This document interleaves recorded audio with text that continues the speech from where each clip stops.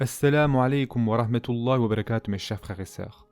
Donc là pour se situer, Israfil vient de souffler la première fois dans la trompe et donc on se trouve entre le premier soufflement et le deuxième soufflement. On sait que lorsqu'on va souffler pour la première fois, toute l'humanité va mourir, tous les djinns vont mourir, etc.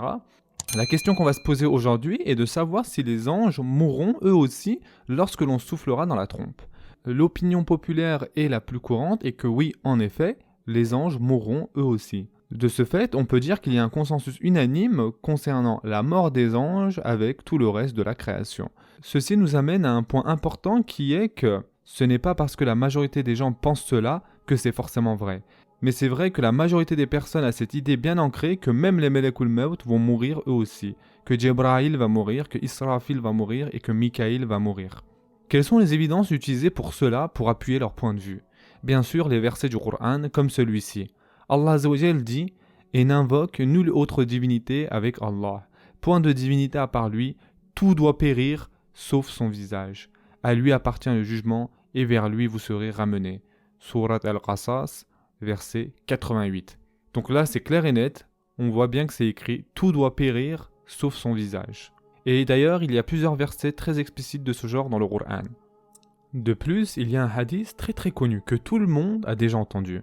Ibn Kathir radiallahu anh a dit lui-même que ce hadith, tout le monde le connaît malgré que sa chaîne de narration, son isnad, est très problématique. Ce hadith est très long, environ 25 pages, et rien que ça, normalement, ça vous met la puce à l'oreille concernant l'authenticité de ce hadith. Résumons rapidement ce hadith. Donc, Abu Hurayra radiallahu anh aurait entendu le prophète sallallahu alayhi wa sallam dire « Après qu'Allah a fini de créer la terre et les cieux, il a créé la trompe. Et il a donné la trompe à Israfil. Et depuis ce jour, Israfil regarde Allah Azzawajal attendant l'ordre de souffler dans la trompe. » Et donc, Abu Hurayra radiallahu anh a dit « Ô messager d'Allah, c'est quoi la trompe ?» Et le prophète sallallahu alayhi wa sallam a dit « C'est une corne dans laquelle on souffle. » Je m'arrête un instant ici. Ça vous paraît familier, n'est-ce pas? Ceci est tout à fait normal, car la personne qui a compilé ce hadith a pris de vrais hadiths et des passages du Coran, et on va dire qu'il a comblé les trous avec des détails, il a ajouté des détails très spécifiques afin de rendre le hadith encore plus intéressant. On continue. Et donc, Abu Hurayra radiallahu anh a dit « Comment est donc cette corne ?» Et le prophète sallallahu alayhi wa sallam a dit « Elle est gigantesque. Je jure par celui qui détient mon âme qu'un seul cercle du tube de l'embouchure est aussi vaste que l'espace entre la terre et les cieux. » Encore une fois, on voit ici l'exagération. Et d'ailleurs, nous ne trouvons rien de tout ça dans les autres hadiths. On continue le hadith. Donc le prophète sallallahu alayhi wa sallam dit « Et Israfil soufflera 3 fois. La première fois, tout le monde sera terrifié. La deuxième fois, tout le monde mourra, quel que soit le lieu où il se trouve, que ce soit dans les cieux ou sur la terre, excepté ce qu'Allah voudra épargner. Ensuite, le Melekul Maut arrivera devant Allah Azzawajal et il dira « Ô Allah, toutes les personnes des cieux et de la terre sont morts excepté ceux que tu as épargnés. » Allah Azzawajal dira alors « Que reste-t-il » Et le Melekul Maut dira « Toi, ô Allah, les anges qui tiennent le trône, Djibril, Mikaïl et moi. » Alors Allah Azzawajal dira « Ô Djibril et Mikaïl meurent. » Ensuite le Melekul Maut dira « Ô Allah » Ensuite le Melekul Maut dira « Ô Allah, Djibril et Mikaïl sont morts. » Et Allah dira « Qui reste-t-il » Et le Melekul Maut dira « Ô toi Allah, les anges qui tiennent le trône et moi. » Et ainsi de suite jusqu'à ce qu'il ne reste plus que Allah Azzawajal et le Melekul Maut. Une petite question ici. Combien de personnes ont déjà entendu ce hadith faible? N'hésitez pas à mettre en commentaire si vous avez déjà entendu cette version, Inch'Allah.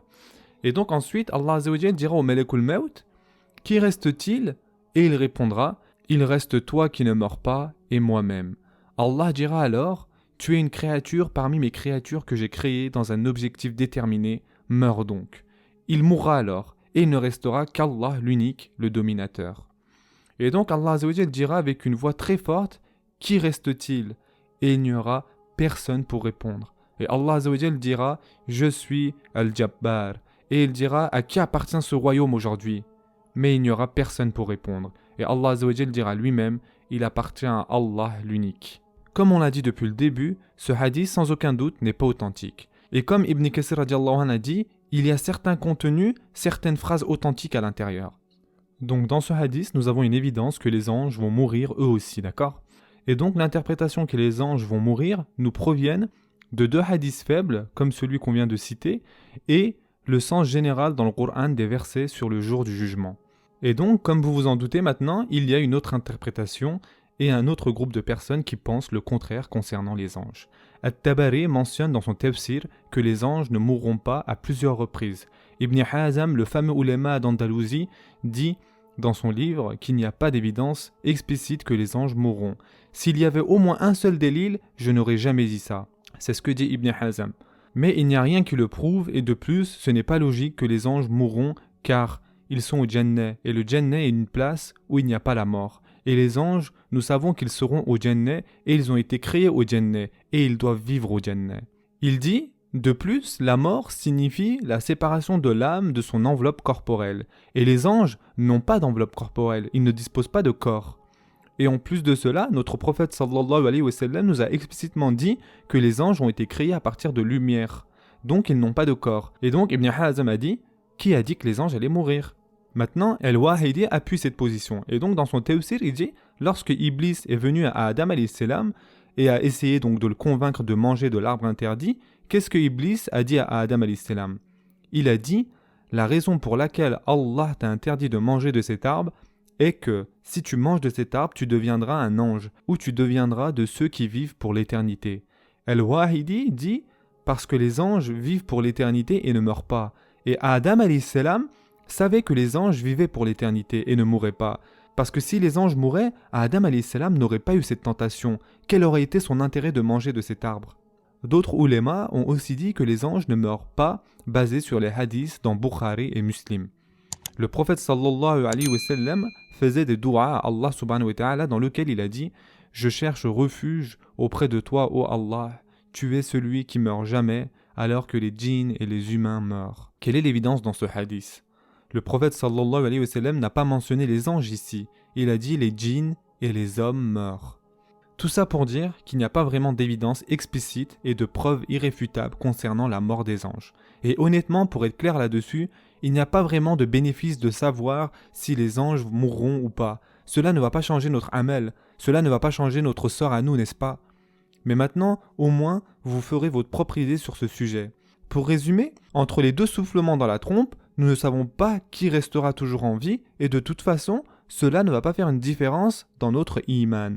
Certains oulémas ont dit que toute la création dans sa totalité sera détruite et certains ont dit non seulement ce monde sera détruit ainsi que ses habitants, par contre concernant les anges et les cieux, il n'y a pas besoin de les détruire.